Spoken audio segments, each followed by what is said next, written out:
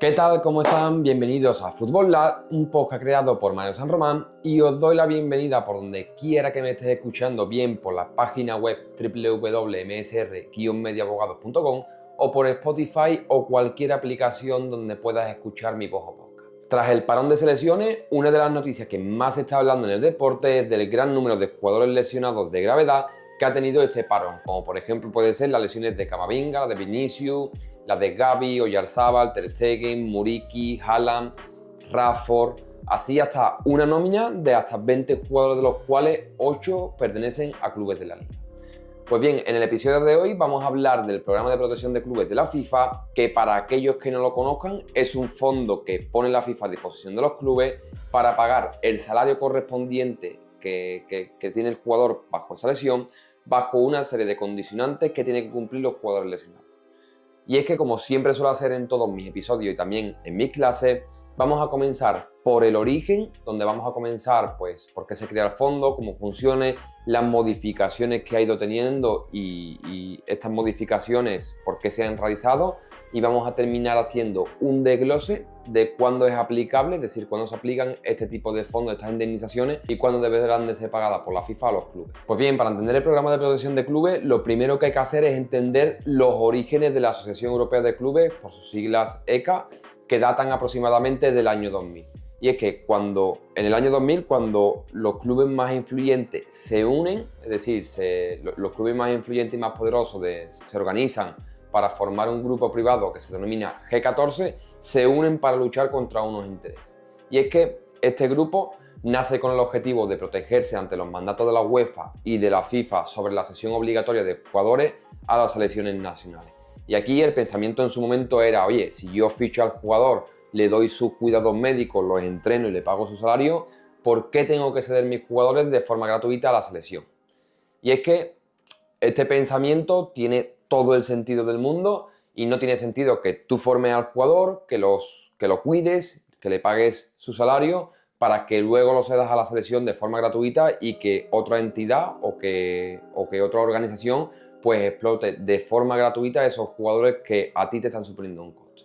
Pues bien, bajo este pensamiento, lo que hicieron los clubes es establecer poco a poco una política de protección por dicha liberación de jugadores, exigiendo compensaciones económicas que cubriesen pues, a sus jugadores en caso de que pues, una mala fortuna pues, se lesionasen durante el periodo que estuviera con la selección. Y es que, como ves, siempre me gusta empezar por el origen de los asuntos porque hace 23 años pues prácticamente teníamos el mismo problema que tenemos ahora. Lo que ahora habría que medir es si se han reducido el número de lesionados, que yo pues te diría a priori que no, o habría que medir si esas compensaciones económicas han ayudado a los clubes a resolver el problema, que yo pues diría que tampoco. Y aquí estoy totalmente en línea con lo que dijo Humberto Gandini en su día, que decía algo como: nosotros le pagamos el sueldo a los jugadores por 12 meses, pero otros se llevan a nuestros jugadores y lo usan para ganar dinero. Pues bien, llegados a este punto, en 2008 se crea, o más bien dicho nace, la ECA con el memorándum de acuerdo entre la UEFA y la ECA bajo la dirección de Rummenigge como presidente de la ECA, y en 2012 fue aprobado el programa de protección de clubes en la celebración del 62 Congreso de la FIFA, que se celebró en la ciudad de Budapest. Bien, y te preguntarás aquí, ¿cuál es el objetivo del programa de protección de clubes? Pues bien, no es otro que establecer un mecanismo para compensar económicamente a los clubes que liberen a sus futbolistas profesionales a las selecciones nacionales por las lesiones que puedan sufrir durante su estancia en la selección.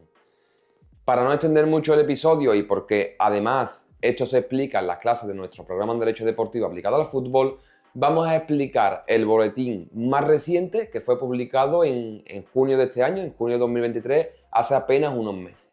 ¿Estás buscando realizar una formación en Derecho Deportivo? Pues bien, has dado en el lugar correcto. Nuestro programa en Derecho Deportivo aplicado al fútbol te ayudará a formarte en el sector jurídico deportivo, aumentando tus probabilidades de encontrar un puesto en el sector del deporte. Te ayudaremos a dominar todos los conceptos a nivel de transferencia, contrato de representación de agentes de fútbol, fiscalidad, patrocinio deportivo y mucho más en tan solo 3 meses. Si estás interesado, accede a nuestra formación en el enlace que te he dejado en la descripción. Y sin más pausas, continuamos con el episodio de hoy. Pues bien, como decía, vamos a responder las 3 preguntas clave del nuevo programa de protección de clubes de la FIFA que fue publicado en junio del año 2023. La primera pregunta y la más importante que se te vendrá a la cabeza es: oye, ¿cuándo cubre a los clubes este programa de protección, no? Pues bien, de forma sencilla, el programa proporcionará la indemnización correspondiente a los clubes cuando los futbolistas de la selección nacional absoluta, que se marca como A, cumplan 3 condicionantes. El primero, que participen en partidos internacionales, y aquí se incluyen los partidos amistosos. El segundo condicionante es que sufra una lesión física a causa de un accidente.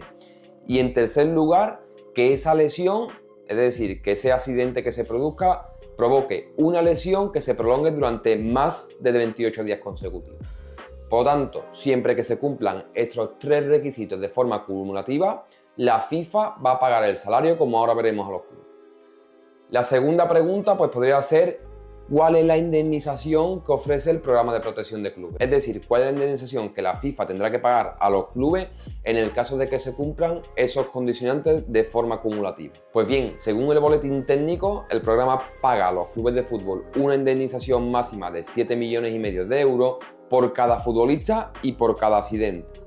Y además, aquí se deberá de tener en cuenta de que el límite total del programa de protección de clubes de la FIFA es de 80 millones de euros por año. Es decir, aquí te tienes que imaginar de que tienes una bolsa de dinero con 80 millones y que cuando se acaba el dinero, pues da igual lo que pase, que ha llegado al límite en el anual de la bolsa y no hay más dinero para repartir. Y por último, ¿cuándo cesa el pago de la indemnización? Es decir, ¿cuándo la FIFA deja de pagar a los clubes? Pues bien, la indemnización cesa en 5 supuestos, que son los siguientes.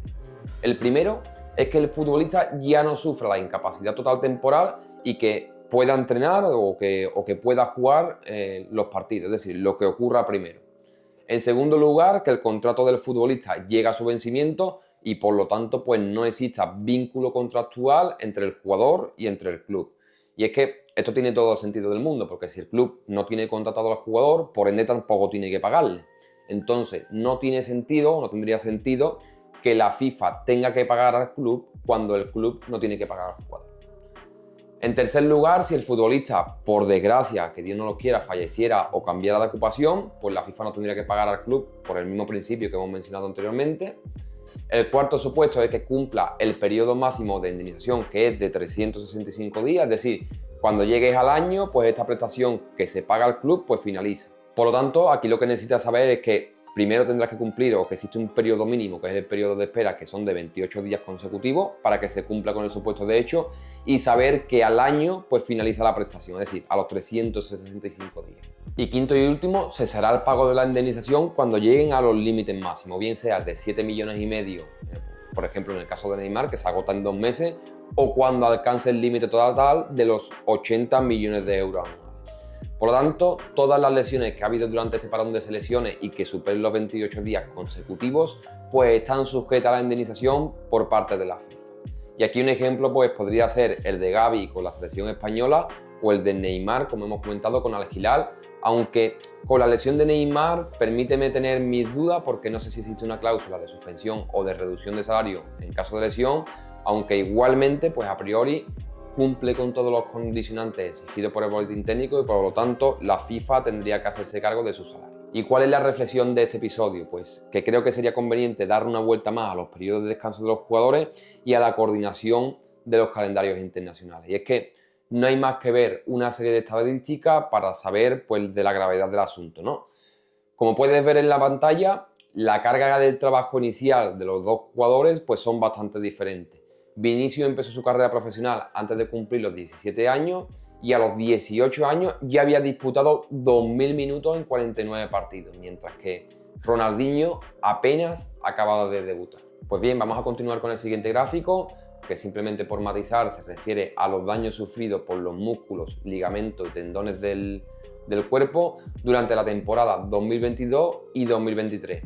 Pues bien, durante esta temporada se registraron casi 700 casos de lesiones en la Premier League, donde el 63,7% se clasificaron como lesiones de tejido blanco. ¿Y cuál es el motivo que subyace detrás de esto?